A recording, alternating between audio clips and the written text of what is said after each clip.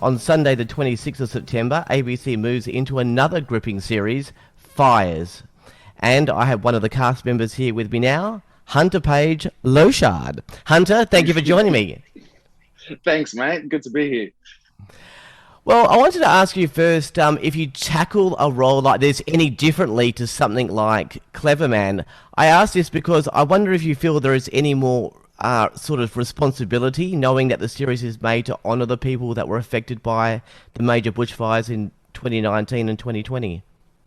Definitely, yeah. That was one of the main aspects of of the decision making of this project. There was one aspect of it that was the fear of it being, a massive responsibility to take on, because it's a story that's for everyone in this country. It's not just our story to tell. So that was a massive responsibility, and something, not only myself, but me, Eliza, the rest of the cast and the crew kind of took on. There was this energy of like, we're not making this show for us, we're making this show for Australia. And that was a beautiful kind of camaraderie of responsibility that Yeah. we all had. Yeah.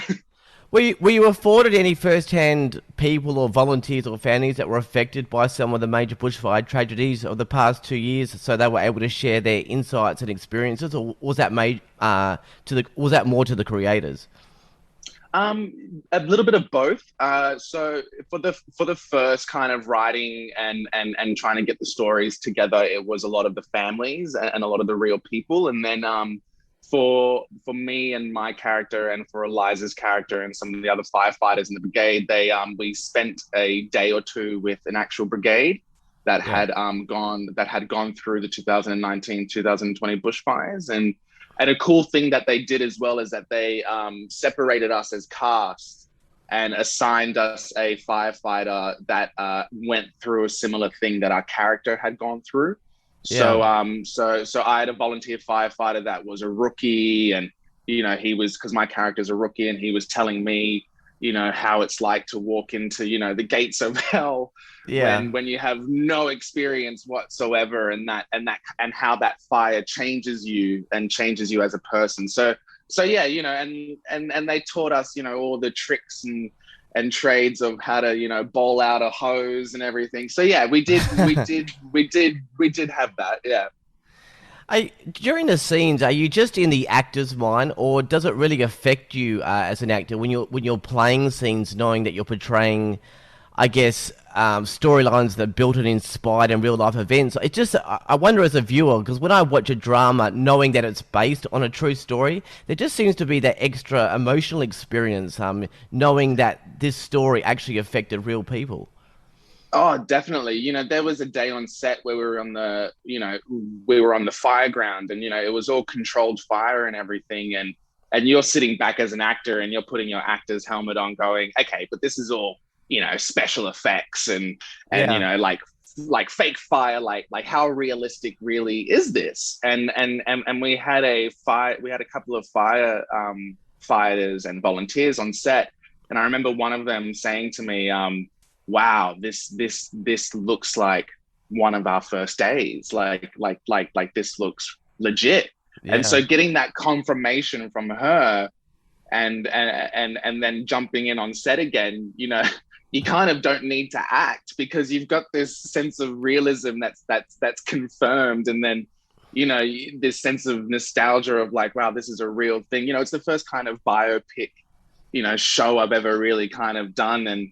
And that was one of the things me and Eliza said, is that you don't need to do a lot of acting. All the emotion, all the weight and everything is there because it is real. Yeah. And it's something that you kind of got to tread carefully with as well. Do you know what I mean? Yeah, for sure. Can you tell us a bit more about the premise of the series? Obviously, beyond the fact that it's a show about bushfires. I mean, how does each episode work? Because I believe there's a different location for different episodes. Does that mean different casts for different episodes, or is people Yeah. moving on? So the way that we've structured it is, the first episode sets up your volunteer firefighters, and it sets up the fires. and it sets up these two characters who are firefighters who you're going to follow throughout the whole series. And then when it gets to episode 2, episode 3, we see different vignettes of different families. So yeah, different casts for each episode, and the firefighters will be the one that kind of pull you through. Well, tell us more about you, specifically about your character. So Mott Mills is a volunteer firefighter from Queensland, and and he's a little bit of he's a go lucky happy boy that kind of is always on the run and kind of doesn't deal with his conflicts, so always moves away, and then finds himself in a relationship with another volunteer firefighter and realizes that's not a situation he can really run away from, and so has to deal with it and deal with that that PTSD of fear and why the hell are we doing this, because yeah, so it's a gripping story of real, Belinda and I we didn't really pick a character to be like, oh, we're going to play that firefighter. It was more or less kind of grabbing all of those Australian volunteer firefighters that were rookies and had no training whatsoever, but were brave enough to go and help us and go and save us. Do you know what I mean? So yeah. Well, it was your character, Mott, and friend, or maybe more than friend, Tash, seem to be the two main leads in the cast that travel as the bushfire spreads. Is it fair to say that your characters and Tash are the glue that hold the stories together as they meet new people in different locations? I've seen 2 episodes, but I understand, is that how it moves forward?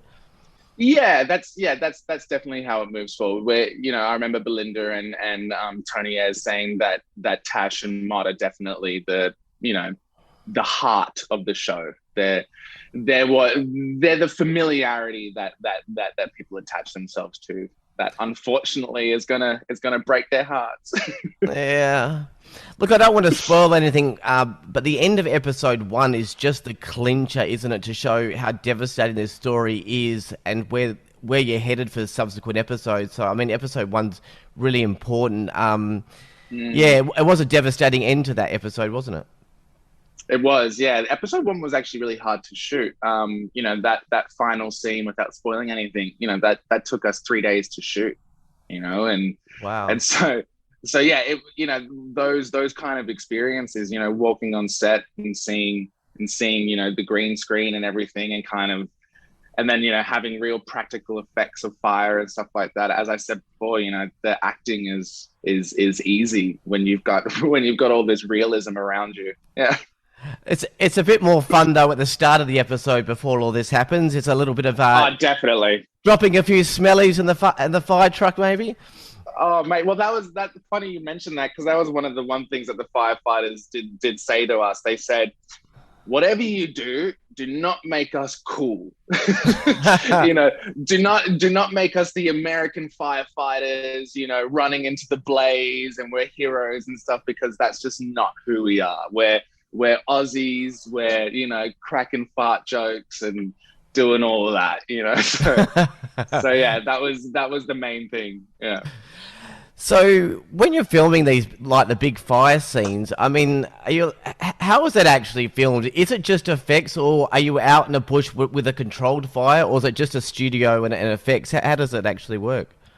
So it's a little bit of a split in the middle. So some of the inside the cabin stuff with the fire is all special effects with a little bit of practical effects, but everything outside, when we're on the fire ground and stuff, was all real fire. It was all safely rigged up on trees and yeah. So we're like walking in with real smoke and wow, real heat and everything, and I remember the first day for me, because my character is a rookie, he's hyperventilating because he's freaking out. Yeah. And then one thing that I didn't realize is that there's real smoke about, so hyperventilating real smoke isn't really the best thing to do. So even as an actor, being on set and realizing that and going, oh, okay, I gotta take that easy, and then it makes you realize, wait a minute, firefighters can't just do that. They can't just, I gotta take it easy and just have a break. It's like, no, it's 24/7 for them. So yeah, Yeah. even little things like that on set, you kind of got a glimpse of what it actually was for them. Yeah. A quick question about the cast. What a cast of legends you've got. Noni Woo! Hazelhurst, Richard Roxburgh, Sam Worthington, Miranda Otto, Sullivan Stapleton, Anna Torv. I mean, what did you learn from these guys? It must have been an amazing experience to learn and grow for yourself. Oh mate, it was a privilege to have my name up against, those people's names and their work is a privilege. And my character, luckily enough, got to work with some of them. Unfortunately, I didn't get to work with Richard and Miranda, but I got to work with Sam and I got to work with Anna Torv, which I thought were great experiences. But out of all of them, Eliza Scanlon, she's, in my opinion, she's just as up there Yeah. as much as they are, and I think it's just her age that kind of makes people look past that. But when you look at her CV, she's done some amazing work that I'm a massive fan of. Devil All the Time, Little Women, Baby Teeth, and so having her as a co-star was a dream come true. Like, I learned so much from her, and it actually surprised me and inspired me again because of her age and just seeing how professional she was and some of the choices that she made. And yeah, she was just very inspiring, and I'm a huge fan of Eliza Scanlon, and I'm excited to see what more she does. And she's amazing in this show, and yeah, I can't praise that woman enough. And the chemistry's great in the series too. So you guys look like you got on really well. Oh yeah, she's my sister. Yeah, she is my sister. Well, hopefully not your sister in the show because I think there's a Yeah, no, definitely not. Definitely not. we'll see where that's actually going. Because yeah, we'll only say it looks like there's a little bit of a bubbling thing in the first episode. I don't know how that plays out. As I said, I've watched 2 episodes, so we'll see how that goes. Let me Oh yeah. ask you about some of the other parts of career. You've been a regular on Play School. I just have to ask. So many of the finest Australian actors have been on Play School, including your Fires co-star, of course, Noni Hazelhurst. What is it that attracts people to the coveted Play School role? Oh man, for me, it's the challenge, and I think a lot of them will say that as well. A lot of the presenters will say that as well. It's that, you know, on the surface, Play School may seem like a very easy thing to do, but I guarantee that Play School is probably the hardest thing out of all the Oh wow. projects that I've done. Um, because Play School has this beautiful amalgamation of television and theater. So you're putting on two different hats while you're working, and so I think that's kind of the main thing that draws actors to Play School, is that they know it's something that they don't need to take seriously because it's for kids. So there's no extra existential crisis or drama or anything like that to emotionally delve into. But and then it keeps you on your toes because it's actually quite hard. So it's so it's like a little bit of a therapeutic kind of like, oh, I just need a jab of I'm capable. Like after doing a few episodes of Play School, learning lines was like, I could learn lines in a second, and that was only because of Play School, because of what it requires you to do. So yeah, I think Play School is a great kind of gym for Yeah. actors. Is Yeah. there, is there any major storylines coming up where finally Big Ted and Jemima might just get together? Mate, I've been trying for a long, long, long time ever since I joined, and then Kaya came into the picture, and Oh now yeah. there's this weird love triangle going on. Oh, yeah, and Morris is jealous. Oh, You're about yeah. to be seen in the feature film Streamlined. Can you tell us a bit about this and what you're playing, and maybe when we can expect that? Yeah, no, Streamline was fun. I got offered a little small role on that, and got to go to Gold Coast and shoot that. No, that was a great little fun. I think it's out in cinemas at the moment, but I could be wrong because of all the lockdown stuff that's been going on. But yeah, no, that was a great project. As I said, it was a small role, and I think one of the two scenes that I had was a fight scene with Levi Miller. So, jumping in to punch Levi Miller in the face is, uh, why not? No, I'm not saying Levi Miller is a bad dude. I love you, Levi. You said you had to travel to the Gold Coast for that. I was going to say that's about as far as you're going to get these days. Yeah, no, that was before lockdown. Ah. That was pre-COVID. That was Oh wow! So pre-COVID. you filmed that one that far back? Yeah, that was 2019, I think. Yeah, Oh wow! So yeah, that was a while ago. I've read some of the roles and stuff that you've done in your career. Very versatile between television, film, and theatre. Where are you most comfortable with, and like what type of roles? I'm most comfortable in film. I do love television and theater, but I do have to say that the silver screen is my kryptonite. Yeah, And yeah, I'm starting to, I've played a lot of young roles or a lot of indigenous roles that aren't really sure of themselves and aren't really assertive. They're always quite oppressed, and not really aware of themselves as identity. And so, I'm turning into an adult these days. I'm married. I've got a 2 year old. So oh like, wow. the roles that I want to play are quite, mature and assertive, and they're aware of themselves, even if they do make mistakes and have flaws. But yeah, just kind of stepping into that adult world, and trying to delve into characters and roles similar to Mott, that aren't necessarily indigenous, that aren't necessarily oppressed, that are just firefighters. Yeah. So yeah, it's exciting because it's slowly the scales are slowly turning. Yeah, I was actually going to ask about that. I noticed that role. There's just no play at all, unless it's in further episodes. But there's no play on in that role about your heritage or cultural background. It's just you playing that character, and there's no token scene or anything like that. I mean, No, is that even with the aunties and stuff like that, it doesn't feel token. It just feels family. yeah? So what is the Yeah. ultimate role for you? Like, what's the perfect script? What do you want to do? Ah, mate. Well, I am a sci-fi action nerd until the cows come home. So I'm going to put it out in the world. I've always put it out, and I've always said other things, but I'm going to say this one this time. Manifold, Marvel, Kevin Feige, hit me up. Oh, beautiful. I want to go back to fires just for a moment. A lot of care and respect has gone into making this drama series, and there will be surely many out there that will have first-hand experiences and tragedies related to the bushfires.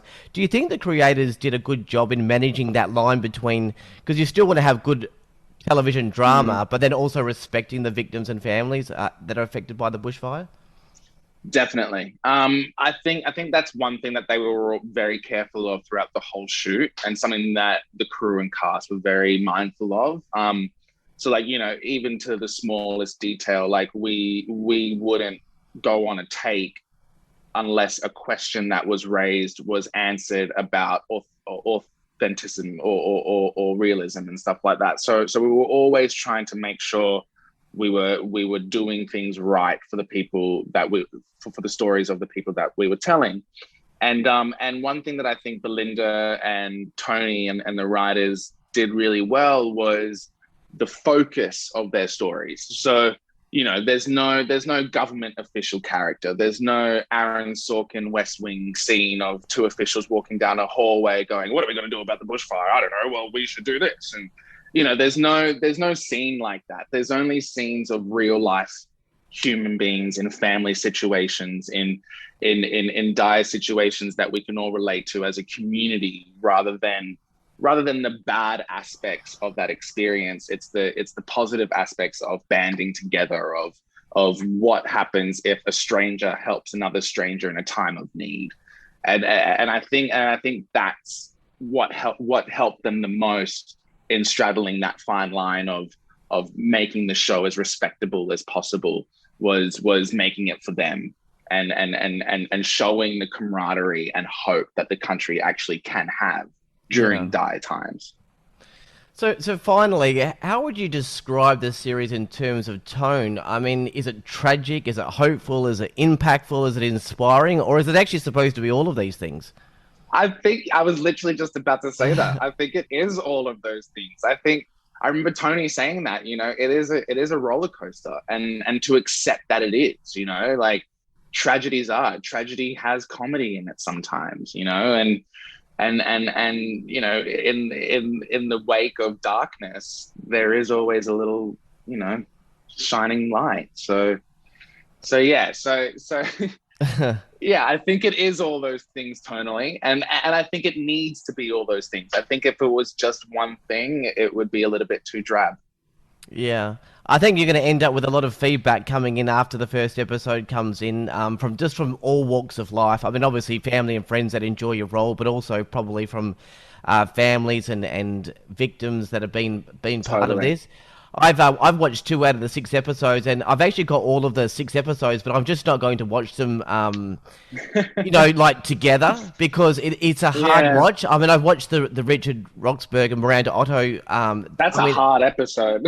oh, I know. That's why I'm not going straight into episode 3 and 4 like within 1 second. I'm going to space it out for a few Yeah, days because it is a hard watch, but it is rewarding in what humans do when they rise from the ashes. It's hopeful, I guess, to the human spirit in this mad world that we're definitely. living in. So it's awesome. But Hunter, thank you. Especially now, Oh especially yeah, now during COVID. what a mad world we're living in. But yeah, you see this people coming together and helping communities, and it's a beautiful thing, isn't it? Mm. Well, Hunter, thank you so much for your time.